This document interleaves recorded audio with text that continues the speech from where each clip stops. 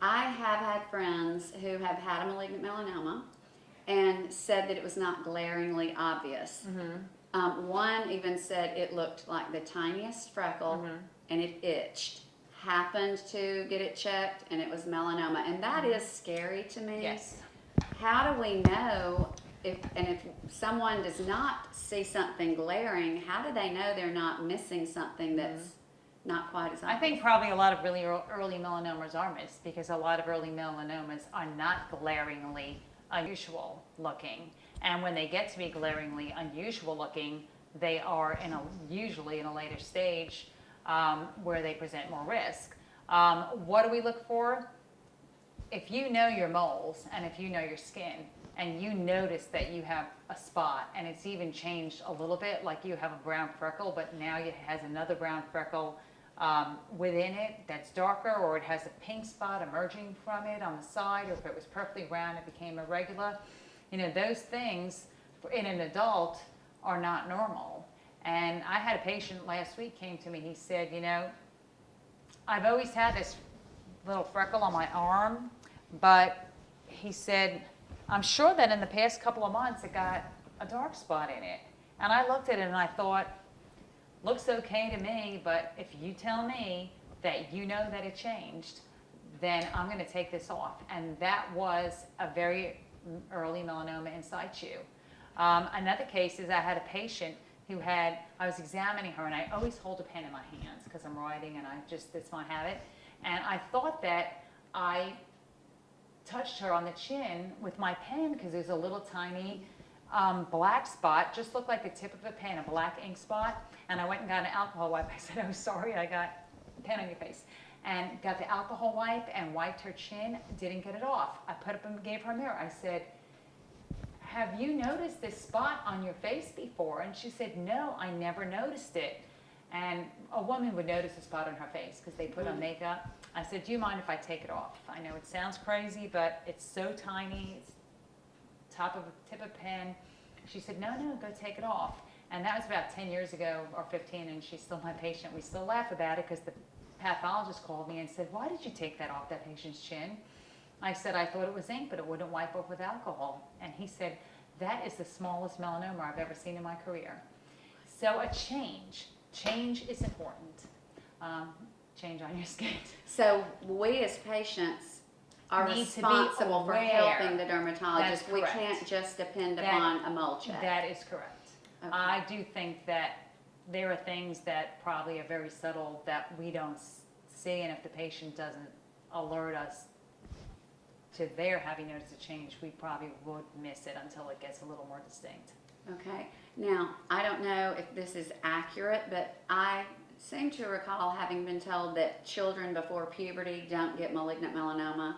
It's extraordinarily rare for a young child to have a melanoma unless they develop a melanoma in a congenital nevus, which is a mole that you're born with or a mole that you notice very early in life.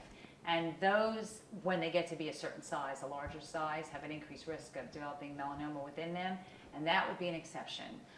There are moles that children get that are very easily confused with a melanoma, and I fear that every now and then you get a little kid that has one of those moles that's misread as a melanoma, although it's not impossible for a child to have a melanoma, but it's much less likely for a child to have a melanoma than for an adult.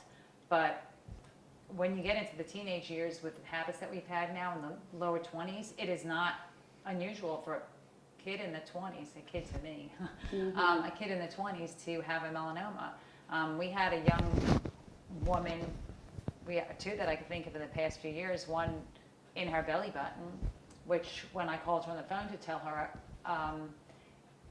she had a melanoma, her response to me was, I know you're going to tell me I told you so, because I told her forever and ever not to get in that tanning bed. I said, no, I would never told you, I told you so. But that was about how I felt. And I had another young lady with a melanoma right in the part of her scalp, which, that brings to importance the thought of protecting your head. And my mission is whenever I see a woman playing tennis with a sun visor instead of a hat. I said, can you swap that visor for a hat? So a hat is important. Well, unless you pay attention to the top of your head, but when's the last time you sprayed sunscreen on the part of your hair? I'll tell you when the last time I did was probably never. I never thought of that. Well, that leads me to a question about mole checks. You've mentioned the scalp, you've mentioned the belly button. Friends of mine, we've talked mole checks before. It's a quite interesting topic. We've compared our physicians and their With degree wine of... or without wine? No, without.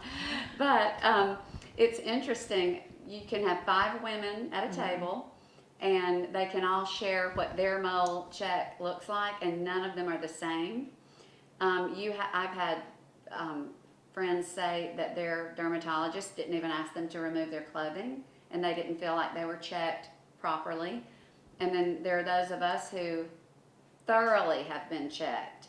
That does make me feel better, but some people are more tentative.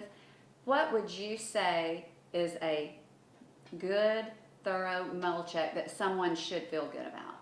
I think if you really want a mole check and you want all your moles checked, or if you have a history of skin cancer and you are getting a skin check, especially if you had melanoma, you should absolutely expect to get undressed.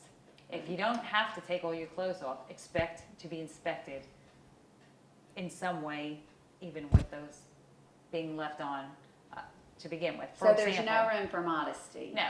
When I do not have my patients take off their bra and their underpants or their undershorts before I come into the room.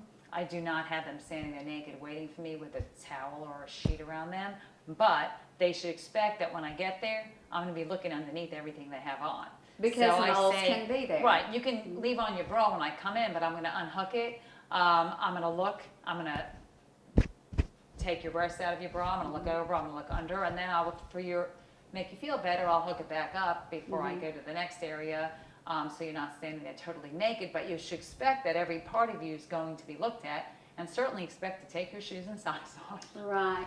Now, some people might say, but these parts have not been exposed to the sun, but you have seen skin you don't cancers. have to have exposure to sun to have a melanoma. I've seen a melanoma on the bottom of someone's foot, which doesn't mean it was never exposed to the sun, but you can get a melanoma in a part of you that has not been exposed to the sun. And you have seen it in some of the areas that would be covered by underwear. Right. So, and if someone's had a melanoma, they can get a metastatic melanoma from that one, and it could be in any place. So you need to look all over, and a patient has to expect that if they want their skin checked, they're really going to have their skin checked. Right. Now, you just said a metastatic melanoma could appear in another place. I've always thought of metastatic cancer as inside. If a melanoma spreads, will it always manifest on the external? No, it can manifest inside as well. It could be on a lung, it could be in the brain, it could be anywhere. So, but we can't find that on a skin check. So, but those patients are those who've already had a melanoma? Right. A patient that's had a melanoma that's considered a higher risk melanoma, they would be followed very thoroughly to make sure that they don't have any internal involvement. And I usually would have the oncologist follow them for that, and they would have other scans besides just a skin check. A patient that's had a melanoma that was in situ or a very thin melanoma that we think has very, very little risk of recurrence or metastases do not have that kind of a follow-up, and they don't need that kind of a follow-up. Can you define in situ? Does that mean in case? Well, an in situ melanoma is a melanoma that's very early, and it's higher up in the skin, and it's not penetrating down yet. And those have almost no chance of recurring or metastasizing if they are properly removed. You never say never, but like I told an attorney who was my patient the other day, I said I'd never tell an attorney that they have 100%, they will have 100% cure from my surgery. But if you are an attorney, I tell you it's about 100%. Well, one last question about melanoma. My husband's grandfather, at a very old age, I guess to have a melanoma, 60, well, that may be normal. Yeah, that's not old. It was encased in a little sack of fluid, and it was removed. There was no spreading. Is that in situ, or is that unusual I don't, situation. that's unusual. I've not seen a melanoma encased in a sac of fluid. So that It I was, would have that's no the idea. way they describe it, and Yeah. for years, Zane and his sister had to go Right, no, I don't know. every 6 months. That's That's an That's unusual new case. to me, yeah. Okay, well, that is great.